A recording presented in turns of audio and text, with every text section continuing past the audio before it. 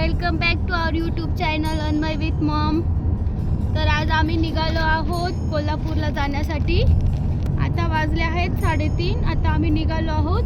विचार चालू आहे आता आमचा की आता सायंकाळीच दर्शन घेऊन घ्यावं.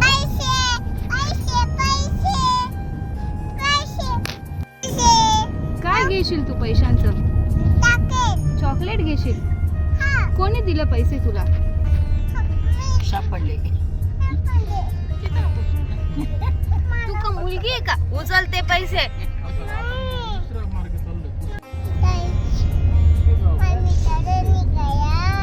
आम्ही कुठे निघालो?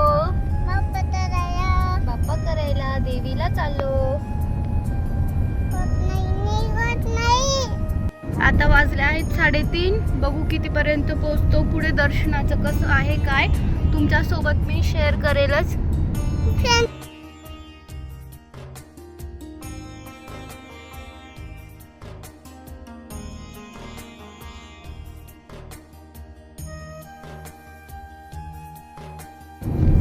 आपण आता कोणतं गाणं म्हणायचं? ससा ससा कापूस पिंजून. हॅलो गाईज, आता आम्ही पोहोचलो कोल्हापूरला. हे आमचं स्टेज रूम आहे. इथे चेंज वगैरे करून फ्रेश होऊन आणि आम्ही निघू. तुम्हाला मी इथल्या रूमचा टूर देते कशी आहे.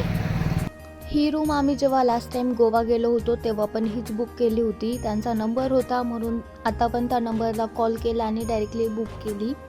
रूम छान आहे. रात्री थोड्याच वेळासाठी पाहिजे होती कारण लेट पोहोचलो आम्ही. सकाळी लवकर निघायचं होतं म्हणून मग आम्ही काही न विचार करता हीच रूम बुक केली. आतमध्ये एंट्री करताच हा एक रूम आहे. ज्या रूममध्ये AC नाही आहे पण आम्हाला तोच रूम हवा होता कारण अक्का दादांना AC लागत नाही. आणि नंतर पुढे गेल्यानंतर हा एक रूम आहे.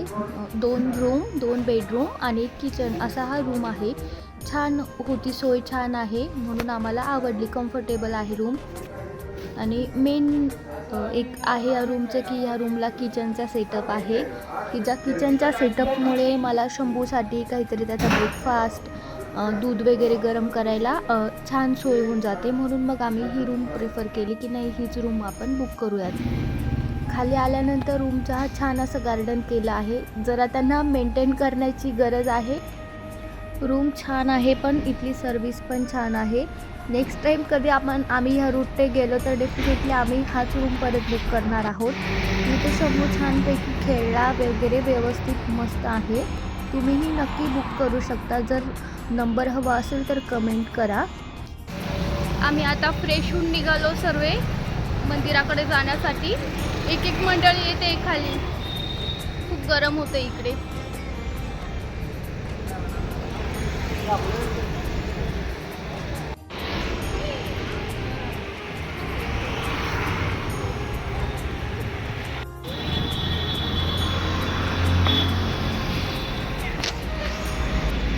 साडेआठ वाजत आले आहेत आणि आम्ही चाललो 10पर्यंत. मंदिराचं दर्शन होतं देवीचं. बघू आता किती वाजेपर्यंत होतं, कसं होतं पुढचं दर्शन.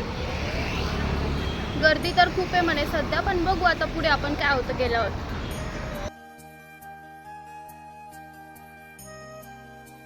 खूप दिवसांपासूनची आमची इच्छा होती की आईचं दर्शन घ्यायचं, अंबाबाईला जायचं. पण मग त्या गोष्टीचा आज योग आला शेवटी. गाडी पार्किंगला लावली आणि आता आम्ही चाललो दर्शनासाठी. थोडाच अंतर आहे. पायी जायला काही वेळ लागणार नाही. मग पायी जायला निघालो आता आम्ही. रस्त्यामध्ये आम्हाला खूप छान छान असे दुकानं लागले. बांगड्यांचे, ड्रेसचे, चप्पलचे, देवीचं सामान, देवीचे मुकुट, फुलांचे. ते शॉप बघून अजूनच वातावरण असं भक्तिमय होत होतं की आपण आलो, देवीला आलो आपण असं वाटत होतं. मनात एक अशी हे झाली होती की आपण आता आलो शेवटी देवीला.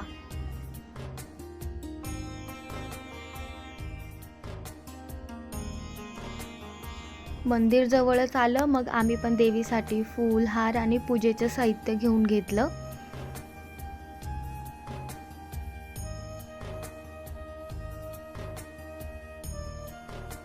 इथलं वातावरण खूप शांततेचं, खूप भक्तिमय आणि एकदम पॉझिटिव्ह वाइब्स येत होत्या. खूप शांतता वाटत होती.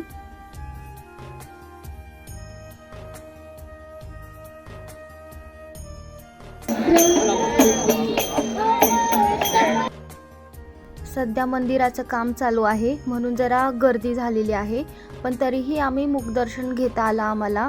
असं पण दर्शन घेता येत होतं, पण मग काय ना की ते दर्शन आणि मुखदर्शन लांबूनच होतं आणि गर्दी पण खूप होती. तर मग आम्ही मुखदर्शन करण्याचं ठरवलं आणि छान झालं दर्शन. आम्ही 2 वेळा आतमध्ये गेलो आणि दर्शन घेतलं. तिथे विचारल्यानंतर असं कळालं की अजून 1-1.5 वर्ष तरी काम चालू राहणार आहे मंदिराचं. मग दर्शन घेण्यासाठी थोडंसं 1-1.5 वर्ष थोडा त्रास होणारच आहे, पण नक्कीच ते छान करताय आपल्यासाठी मंदिराचं काम. शंभू, बाप्पा भेटला का तुला? बाप्पा भेटला. का रे? भेटला का बाप्पा?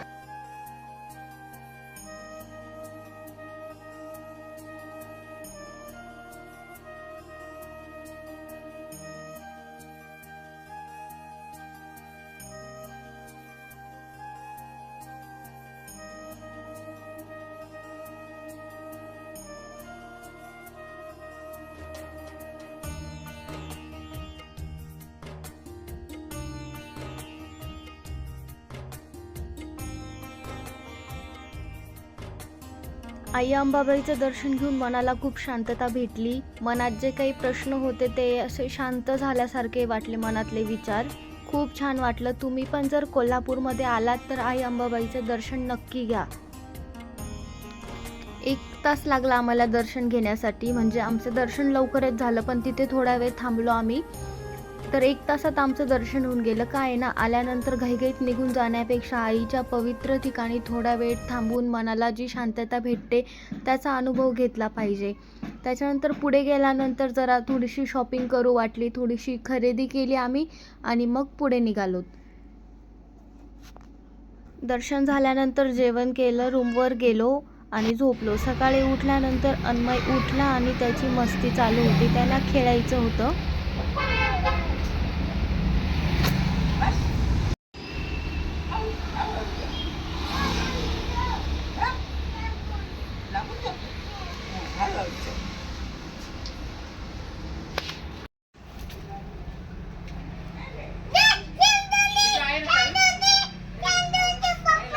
व्हिडिओ आवडला असेल तर नक्की लाईक करा, सबस्क्राईब करा आणि शेअर करा.